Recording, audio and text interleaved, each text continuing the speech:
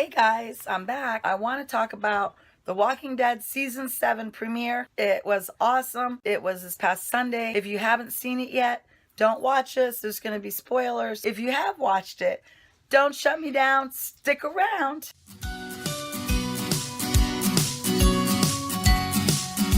So the Season 7 premiere, from the article I was reading, and I'll put the link below, the ratings were up internationally about 34%. And overall, the ratings from season 6 finale was up about 22%. So for everybody that was complaining, which I was in the beginning too, about the cliffhanger, I guess it worked. It propelled the ratings to increase. That means the show will probably stick around. AMC producers, somebody knew what they were doing, and the ratings were driven up.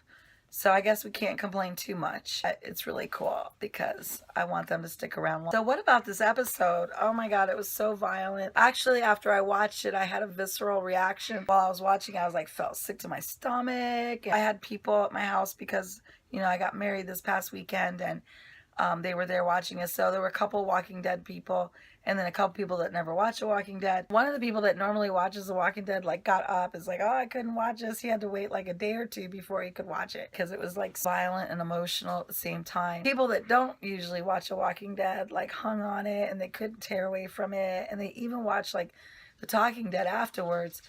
So I thought that was pretty interesting. Maybe some new fans? I don't know. I want to talk about prediction videos that everybody had been doing, and also the Spoiling Dead fans. The Spoiling Dead fans did not release anything to tell us who got Lucielled. I don't even know if they knew. But, you know, all the chatter among the fans on the fan page, and the information that was, the intel that was about who showed up at set for what episode filming, all led into the fact that we knew that Abraham and Glenn were not seen again after the first episode of season 7. So we kind of already knew that they were probably the victims. And I also want to comment on the idea that there were 11 deaths filmed. And I think that we know where some of those people got that was when Rick was imagining what would happen if he didn't get the axe. Towards the end, you know, he was really fighting to get the axe and give it back to Negan. Showed the bat whacking all the individual people that were back at that site, waiting for Rick and Negan to come back. So it was not deaths. It was just actually short shot scenes. Maybe that's what they were talking about. But overall, the episode, it was awesome. I felt like it gave comic readers something new, and it also gave people that didn't read the comic something new. It was exciting. It was very gross, and they did a very good job at making Glenn's death in the comics come to life on screen. It wasn't cheesy the way they did it. It actually looked realistic, because in the comics, Glenn's eye actually pops out and is laying there.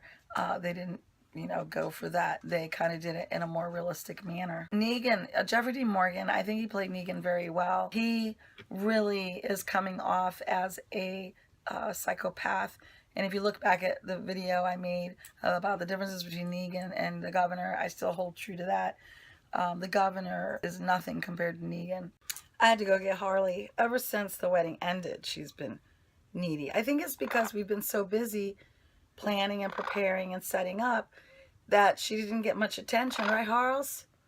She's used to a lot of attention. And then so now she's like, oh, mommy and daddy around. Oh, give me attention. Don't leave the room. Don't leave the room without me, please. Right? So she was up there crying. I had to go get her. My poor little baby girl. Right, Harley? Hello? Can you say hello? Oh, hello. Hello. Yeah. Harley, we're talking about season 7, episode 1. We are. Can I continue? Can I? Oh, yes, I can continue. Okay. Good girl. So anyway, getting back to the governor Negan, you know, I still say that the governor had mental problems, emotional problems. He had a psychotic break, and then Negan, of course, is the psychopath. Yeah, I know he was a coach, and I know he had a wife that died of cancer, and he named his bat after Lucille. But just because he was a coach does not mean he wasn't a psychopath. Oh, poor baby. Oh, do you want to go up there? She has a perch right there. Different businessmen can be a psychopath or sociopath. They can take any position. So being a coach, you know, having some of those leadership skills, it's not really, it's kind of a far-fetched. I mean, why didn't they make him like businessman, like an executive? But okay, so he was a coach. All right, so he's got that psychopathic like flair to him. And they really show it in this episode. I mean, he really gets a lot of enjoyment out of other people's pain. And he is insistent that he's going to break Rick. And he's really good at reading people, giving the people what they need to get them to do what they want them to do. You know, manipulating people. So Negan just manipulates them with violence and takes it to the next level until he gets Rick where he wants him to be, which is totally subservient. What Negan feels, Rick is going to like lead his group for him and get him to do that. What? Now I got Nemo. Yeah. Hi, Nemo. Have you guys seen Nemo? That's Nemo. Hi, Neems. I guess all the busyness of the last 3 weeks has left our animals feeling really like they need a lot of attention now that we're back to our daily routines. Yeah, I know. Everybody's happy. So happy. Oh, Neemy. You baby. Oh, yeah, slobber. Ugh. Okay, can we get on with this, guys? Can we get on with this? Do we have permission? Huh? Yeah? Okay.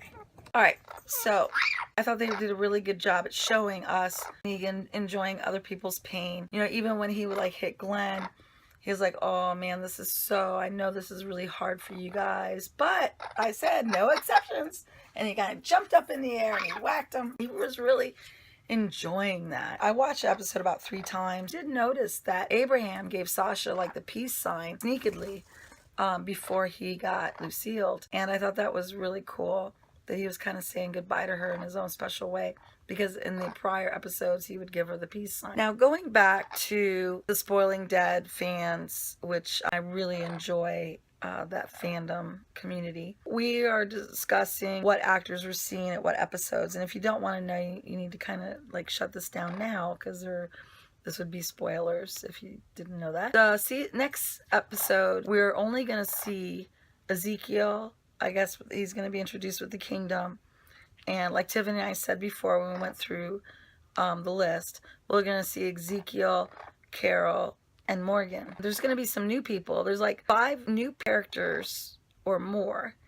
But in that episode, the new characters we're going to see are Rogers and Blake. Oh, and how do I know about the new characters is like reading the casting calls and stuff. Ezekiel won't be back until episode 9. He's in episode 2, and then he'll come back in episode 9. I think AMC did that, or the writers did that, because episode 1 was so emotional. I think they're going to give us something less emotional. I mean, it was really intense. A lot of people did have strong reactions to the violence of the first episode, and I think the writers and producers knew that would happen, especially since they were waiting 6 months. It's been such a hype, and then as violent as it was, and a lot of people are huge fans, you know, especially for Glenn, that it was going to be a really strong reaction. So that now they're coming back with something that's going to be a little less violent and more like ease. The other new characters that we're going to see at the kingdom are Benjamin and Richard. There's a lady, Diane, Jerry, and Alvaro. I don't really know anything about them except for Benjamin. I know he's a teenager. So there's going to be a lot of characters introduced with the kingdom. Episode 3 is Daryl, Negan, Dwight, and somebody named Sherry.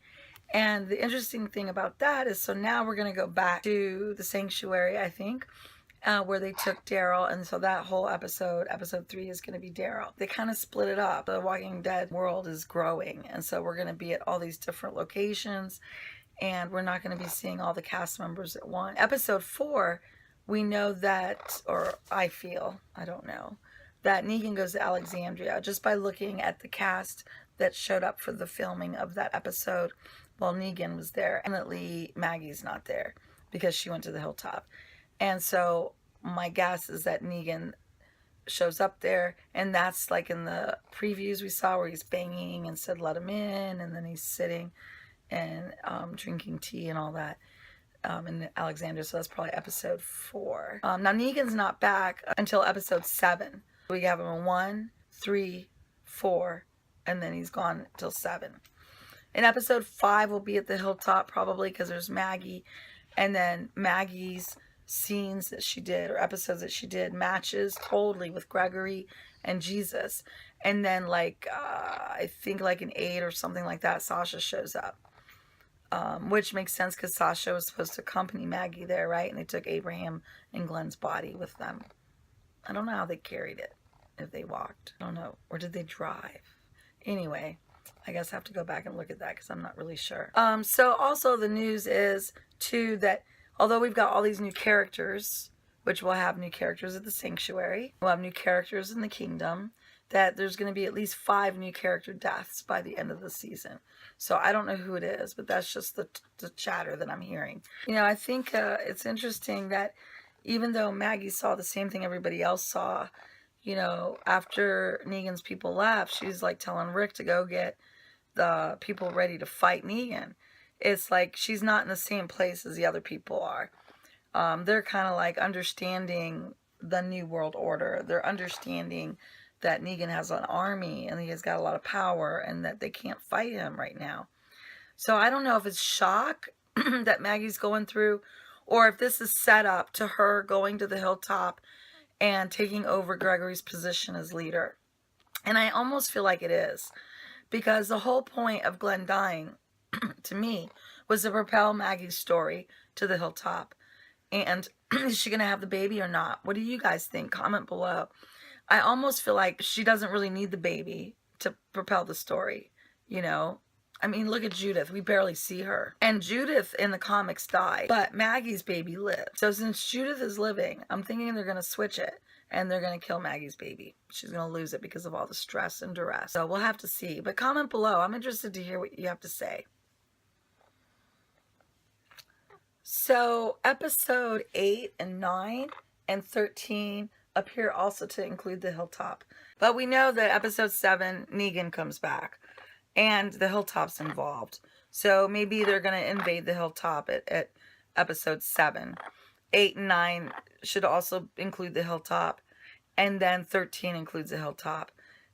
10, 11, 12, you know, I'm not really sure. I don't have a grasp on that. But when I do, I'll let you know. All right, guys. That's it. Trying to get back in the swing of things. The hype is over. Feeling a lot better. I'm going to start resuming recording, and we will be back, and we will be doing stuff, some fun stuff. So don't go away, and thank you for sticking by us. Bye, Zomheads. Ah, Harley.